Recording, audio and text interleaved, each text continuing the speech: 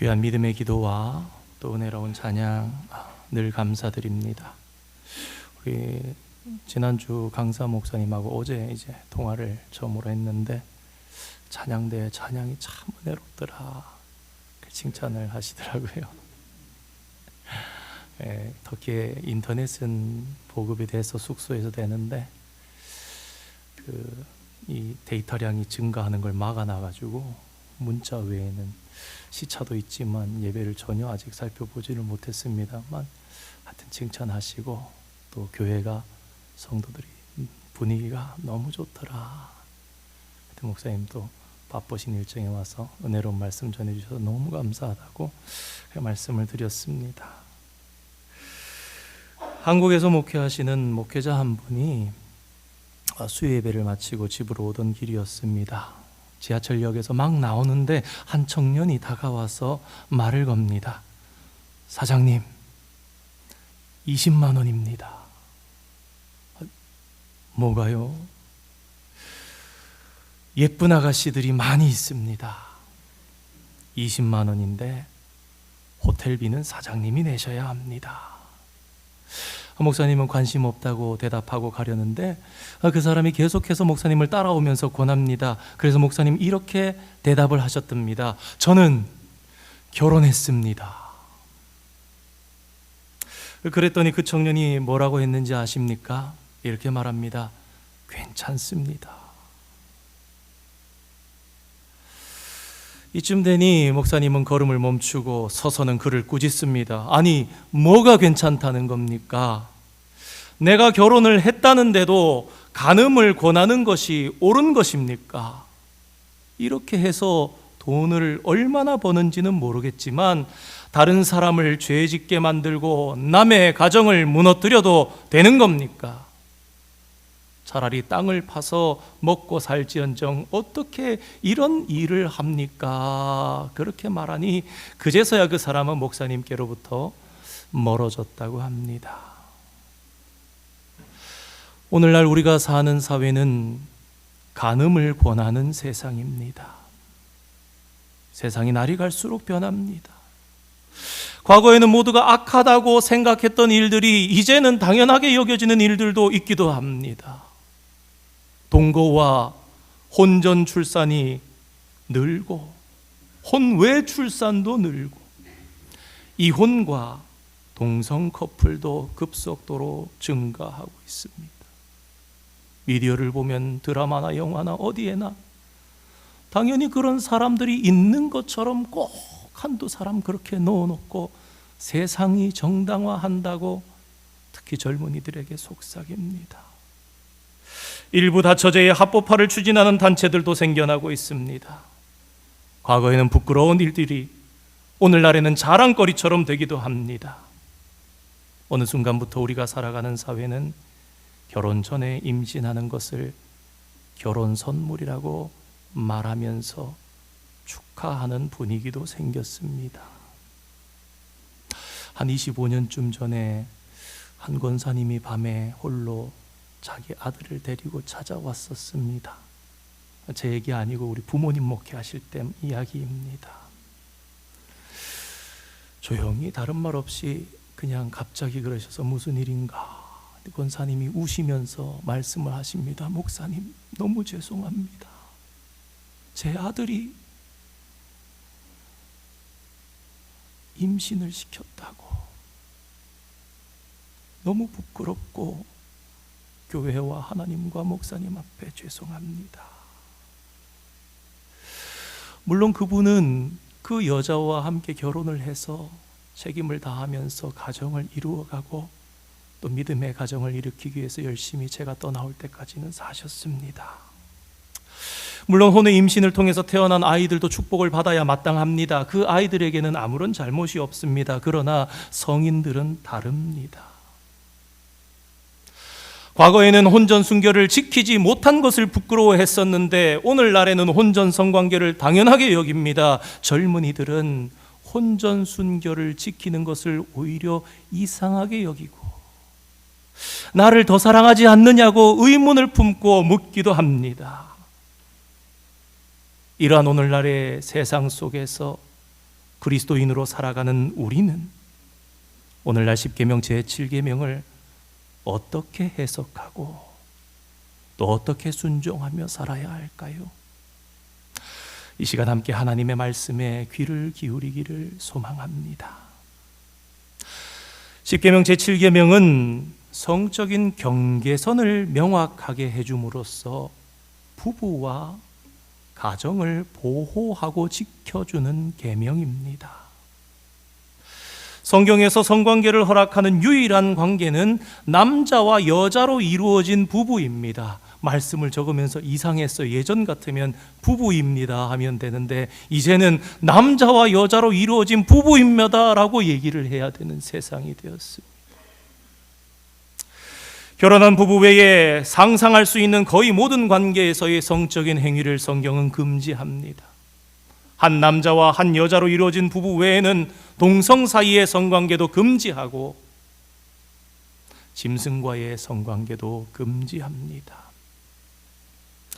성범죄를 심각하게 여기신 하나님께서는 레위기 20장의 중반부와 후반부의 말씀을 쭉 읽어보면 성범죄의 대부분을 사형으로 다루신다는 것을 우리가 알게 됩니다. 우리 함께 레위기 18장 3절 말씀 한번 읽어보겠습니다. 시작. 너희는 너희가 거주하던 애굽 땅의 풍속을 따르지 말며 내가 너희를 인도할 말고. 아멘. 하나님께서는 이스라엘 백성들에게 말씀하십니다. 애굽 사람들의 풍속과 가나안 사람들의 풍속을 따르지 말라. 여러분, 하나님께서 애굽의 사람들을 심판하신 이유, 10가지 재앙으로 그들을 심판하신 이유는 그들이 타락했기 때문이었습니다.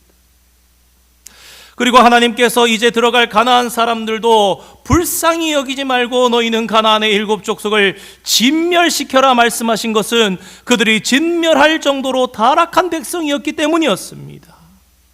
그러면서 하나님께서는 더불어서 이스라엘 백성들에게 경고의 말씀을 주셨습니다. 만일 이스라엘 너희들이 이집트 사람이나 가나안 사람들을 본받는다면 너희 이스라엘도 반드시 멸망할 것이라고 말입니다. 그렇다면 성도 여러분, 하나님께서는 왜 이토록 성적인 타락을 심각하게 여기시는 것일까요? 레위기 18장은 특별히 우리가 사는 사회를 성결하게 하는 그 사회를 성결하는 법에 대해서 한 장 전체가 기록되어 있는데요. 이 레위기 18장 말씀에 따르면 이집트 사람들과 가나안 사람들이 부패하게 된 핵심적인 원인 중에 하나가 무엇이라고 말씀하시느냐? 바로 성적인 타락 때문이었다. 그렇게 알려주십니다. 모든 율법은 하나님 사랑과 이웃 사랑으로 이루어져 있습니다. 하나님께서 시내산에서 친히 주신 가장 높은 법령이라고 기초적인 법령이라 생각하는 하나님의 나라의 법령 10계명도 하나님 사랑과 이웃 사랑을 위해서 주신 계명입니다. 그 중에 우리가 함께 오늘 받는 제7계명은 행복한 결혼 생활을 위해서 필수적인 계명입니다. 배우자를 사랑한다면 자신의 정욕을 절제하면서 하나님의 말씀에 순종해야 합니다. 가정의 기초는 부부입니다. 아빠와 엄마, 부부의 사랑으로 자식들이 태어납니다. 그러므로 부부의 관계가 건강해야 그 가정이 건강할 수 있습니다. 그런데 성적인 범죄는 배우자에게 치명적인 상처를 줍니다. 그러므로 가정의 행복을 지키려면 부부가 성적인 경계선을 잘 지켜야 합니다. 그렇습니다. 성도 여러분, 제7계명을 지킴으로써 우리는 나의 가정도 보호하게 되고 이웃의 가정도 보호할 수 있게 되는 것입니다. 하나님께서는 결혼 생활을 매우 귀하게 여기셨습니다. 그리고 좋은 부부 관계는 건강한 가정의 필수 조건입니다. 여러분 한번 생각해 보시기 바랍니다. 성범죄는 가정을 무너뜨립니다. 드라마나 영화를 이야기할 필요도 없이 성범죄는 자녀들에게도 치명적인 상처를 줍니다. 그래서 하나님께서는 성적인 범죄에 대해서 매우 강력한 처벌을 선언하신 것입니다. 성경적인 건강한 가정은 거룩한 교회와 행복한 나라의 기초가 됩니다. 굳이 설명할 필요가 없이 가정이 불행하면 행복한 교회는 불행합니다. 마찬가지로 가정들이 무너지면 나라도 무너집니다. 그래서 마틴 루터는 이런 말을 남겼습니다. 결혼은 성직자의 직무보다 귀하고 세상 권세자들의 직무보다 귀하다. 그렇게 말입니다.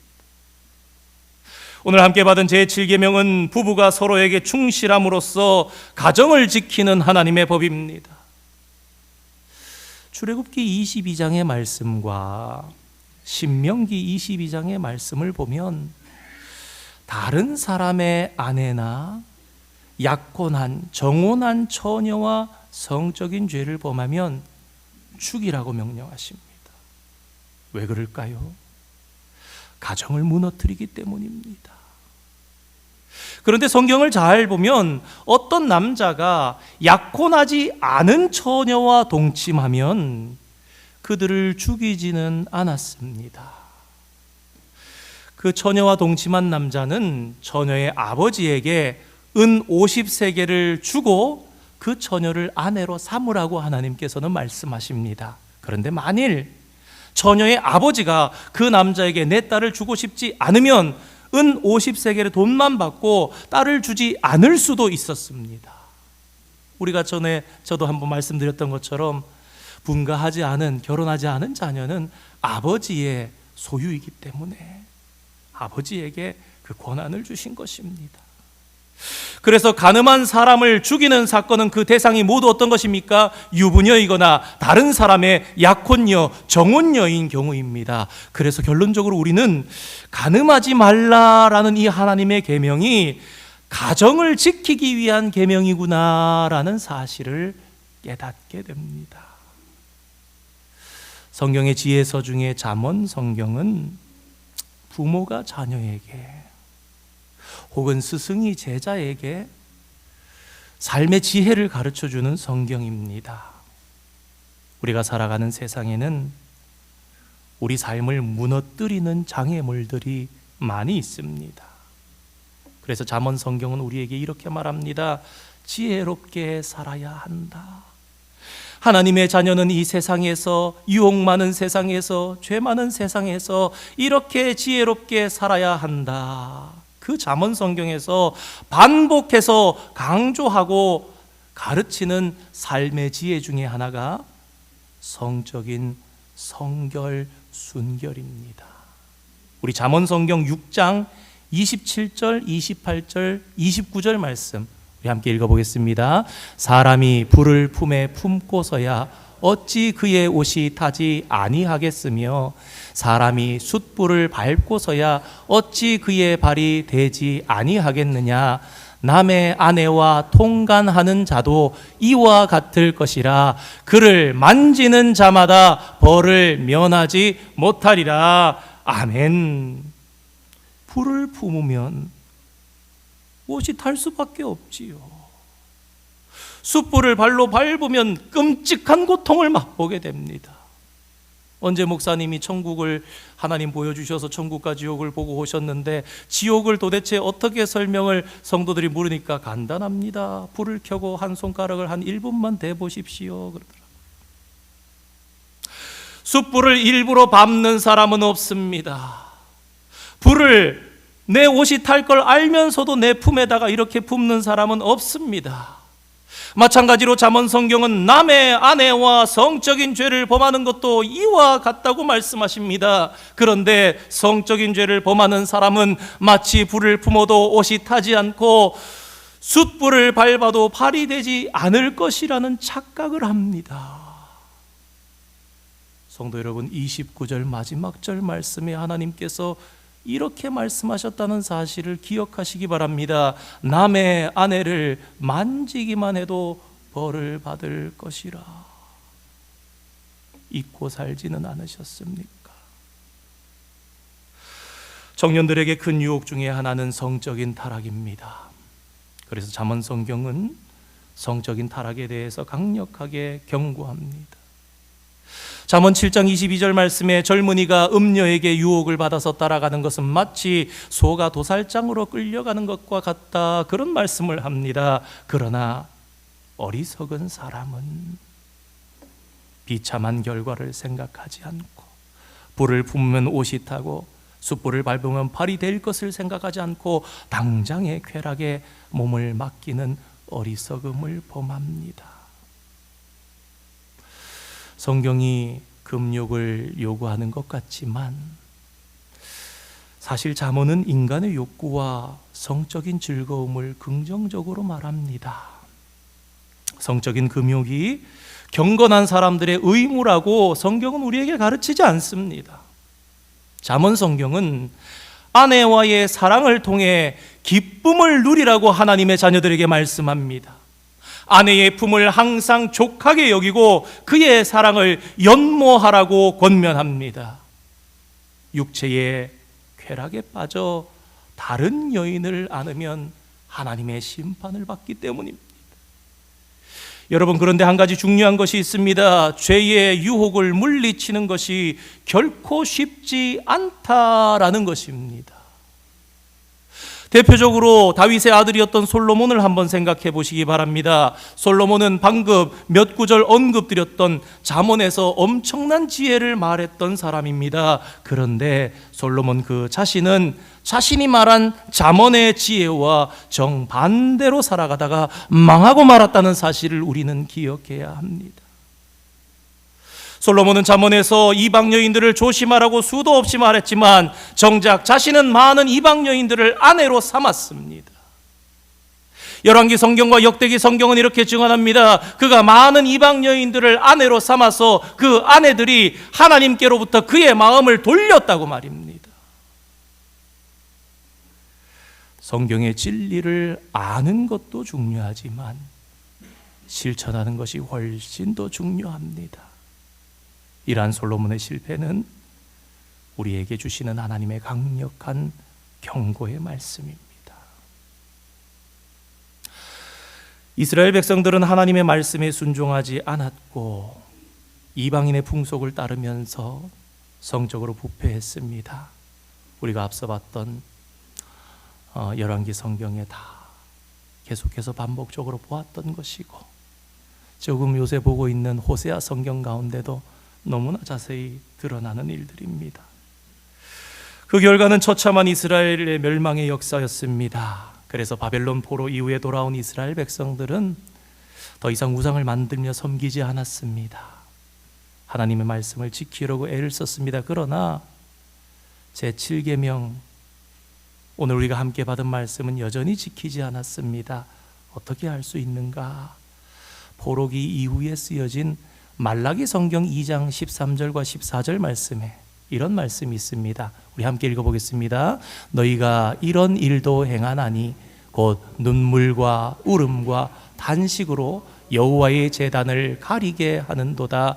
그러므로 여호와께서 다시는 너희의 봉헌물을 돌아보지도 아니하시며 그것을 너희 손에서 기꺼이 받지도 아니하시거늘 너희는 이르기를 어찌 됨이니까 하는도다. 이는 너와 내가 어려서 맞이한 아내 사이에 그는 내 짝이요 너와 서약한 아내로되 그에게 거짓을 행하였도다. 아멘. 하나님께서는 이스라엘 사람들의 봉헌물도 받지 않겠다고 선언하십니다. 왜냐하면 그들이 함께 살던 아내를 버리고 이방 여인들과 결혼했기 때문입니다. 그래서 하나님께서는 이스라엘 백성들을 심판하시겠다고 말씀하십니다. 성도 여러분, 하나님께서는 이혼과 아내를 학대하는 행위를 미워하는 분이십니다. 예배와 봉헌물이 결코 하나님의 말씀에 순종하는 것을 대신할 수 없습니다. 성경에서 가장 중요한 것은 우리 주님 예수님의 해석입니다. 예수님께서는 우리가 앞서서 다른 10계명의 계명들에 대해서도 해석을 주셨던 것처럼 산상수훈설교에서 이 제7계명에 대해서 이렇게 해석하셨는데요. 우리 마태복음 5장 27절 28절 말씀 함께 한번 읽어보겠습니다. 또 간음하지 말라 하였다는 것을 너희가 들었으나 나는 너희에게 이르노니 음욕을 품고 여자를 보는 자마다 마음에 이미 간음하였느니라. 아멘. 그렇습니다. 성도 여러분, 예수님께서는 제7계명에 대해서도 외적인 순종만을 말씀하지 않으셨습니다. 행위의 순종만을 말씀하지 않으셨습니다. 그 이상을 말씀하십니다. 예수님은 우리에게 간음의 행위를 삼가해야 할 뿐만 아니라 우리의 마음으로도 여성을 향한 음욕을 품어서는 안 된다 말씀하십니다. 하나님께서는 우리에게 갈라지지 아니한 마음, undivided, 우리의 헐트, 우리의 마음을 받으신다 그랬습니다. 여러분, 이러한 하나님 앞에 깊이 생각해 보면 당연한 말씀입니다. 온전한 마음, 전심으로 하나님 앞에 향하는 마음, 그 예배를 받으시는 하나님께서 어찌 우리의 행위만 여기서 괜찮다고 그것을 받으시겠습니까? 하나님께서는 우리의 행위뿐만 아니라 우리의 마음까지도 받으시고 아름다운 마음, 성결한 마음을 기쁘게 받으시는 것입니다. 그래서 예수님께서는 결혼을 벗어난 성적인 관계는 그것을 상상하는 것만으로도 죄라고 말씀하시며, 예수님 우리에게 깨끗한 행위뿐만 아니라 거기서 더해서 깨끗한 마음도 아버지께서 요구하신다 가르쳐 주신 것입니다. 핑계를 대려고 한다면 이런저런 말들이 있지만 하나님 앞에 홀로 서서 거룩하신 하나님 앞에 생각하면 정답은 정해져 있는 겁니다. 아, 그렇구나, 맞구나, 부인할 수가 없지 우리의 양심이. 미국에서는 1960년대에 성에 대한 심각한 변화가 일어났습니다. 당시에 많은 젊은이들이 베트남 전쟁에 반대하는 평화운동을 벌였는데요, 그와 더불어서 성의 자유를 주장하기 시작하는 그런 분위기가 이 땅에 1960년대에 있었습니다. 이전에는 성관계가 남편과 아내 사이에서만 이루어져야 한다는 것이 널리 인정되었습니다. 굳이 말할 필요가 없는 것이지요. 요새 보니까 그런 얘기 하더라고요. 러시아에서는 남자와 남자가 손잡고 다니면 주먹을 맞는데 왜 그럽니까? 당연히 남자와 남자는 사랑하면 안 되는 게 그 사회에서는 통하니까. 좀 그런 면은 부러운 면이 있더라고요. 1960년대 이후로 점점 많은 사람들이 결혼 대신 동거를 선택했고, 그때부터 동성 커플이 생겨났으며 서로 상호 간의 동의만 있으면 성관계가 가능하다고 사람들은 주장하기 시작했다고 합니다. 무엇입니까? 수천 년 동안 내려오던 전통이 무너지기 시작한 것입니다. 사람들은 모든 속박으로부터 자유를 외치기 시작합니다. 그리고 이러한 생각은 전례 없는 속도로 서구 세상에 전파되었습니다. 성관계의 조건이 하나님 앞에서 맺은 언약이 아니라 서로의 사람의 동의로 바뀌어버리는 그런 일이 일어난 것입니다.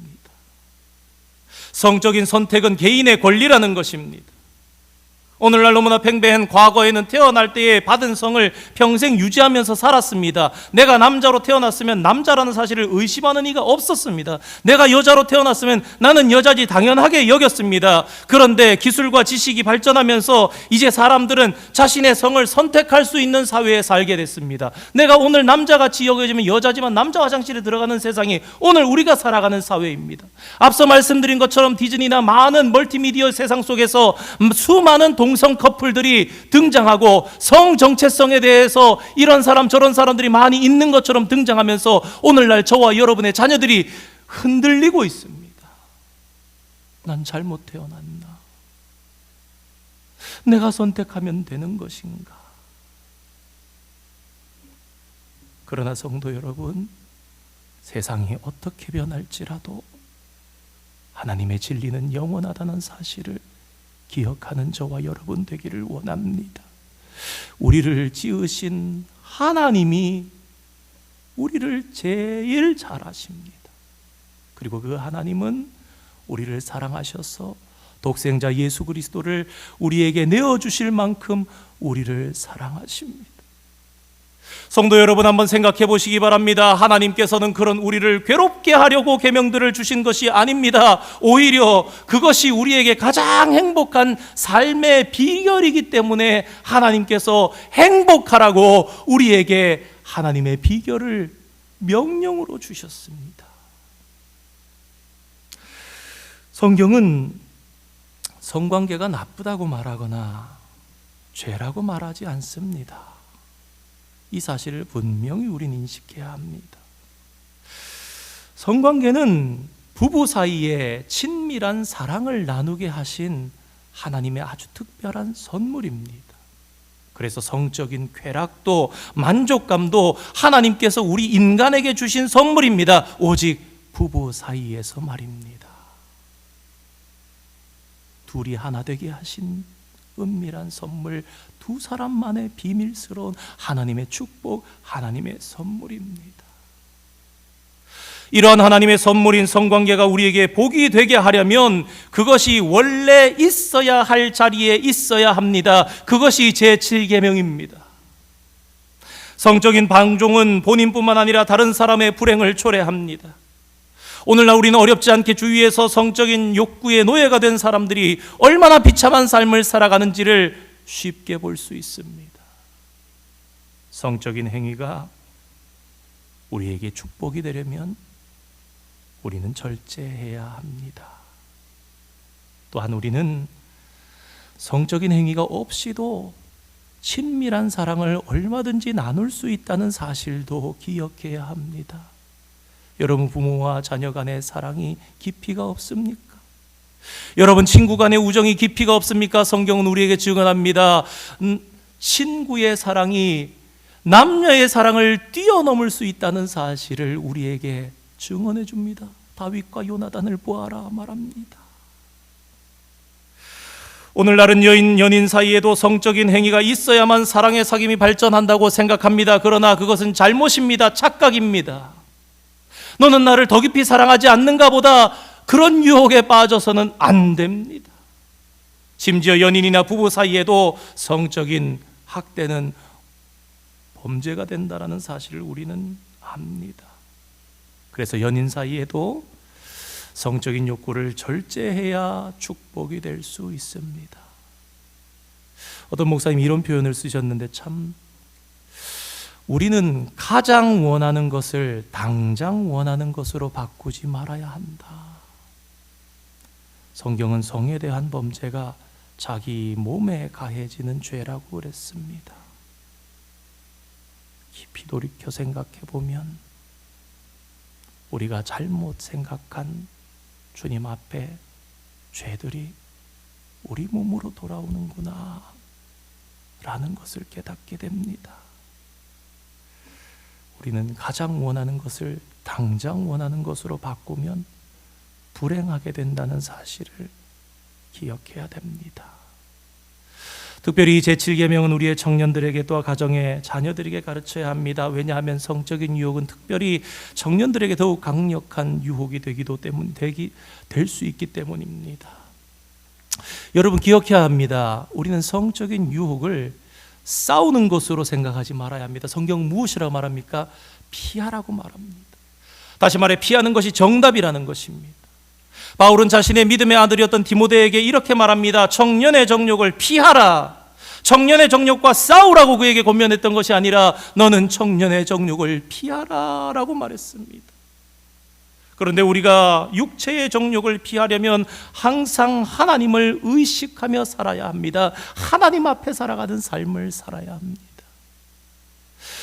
창세기에 보면 야곱의 아들 요셉이 나옵니다. 요셉이 이집트로 노예로 팔려갔을 때 주인인 보디발의 아내가 요셉을 보고 날마다 동침하기를 원합니다. 그때 요셉이 어떻게 합니까? 나는 하나님 앞에서 이런 죄를 범할 수가 없습니다 라고 대답하면서 동침만 안 한 것이 아니었습니다. 그는 그녀와 함께 있지도 아니하더라 라고 성경은 우리에게 가르쳐 줍니다. 그렇습니다. 그것이 정답입니다. 사랑하는 성도 여러분, 그리스도인은 성경을 신앙과 삶의 기준으로 삼고 살아야 합니다. 오늘날 한국교회는 동성애의 죄를 막아내기 위해서 필사적으로 노력하고 있습니다. 오늘날 미국에서 살아가고 있는 우리 PCUSA 교단의 한인교회들도 동성애를 막기 위해서 마지막 보루의 싸움을 하고 있는 것처럼 보입니다. 그런데 성도 여러분, 이런 생각이 들었습니다. 그러면 그 문제 때문에 혹 우리는 이성 사이의 간음이나 혼전 순결에 대해서는 교회들이 어떤 태도를 취하고 있는가? 동성애 문제보다는 한 발 뒤로 물러서 있으면서 약간 물렁한 태도를 가지고 있지는 않은가, 등한시하고 있지는 않은가, 그런 슬픈 생각이 들었습니다. 이것은 하나님께서 원하시는 것이 아닙니다. 그 모든 일에 대해서 하나님께서는 사람의 동의를 권하지 않으셨습니다. 말씀을 정리하려 합니다.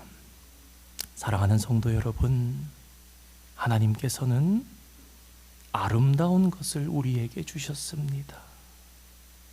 아름다운 법을 우리에게 주셨습니다. 어떻게 잘 되게 하시려고, 우리에게 행복을 주시려고.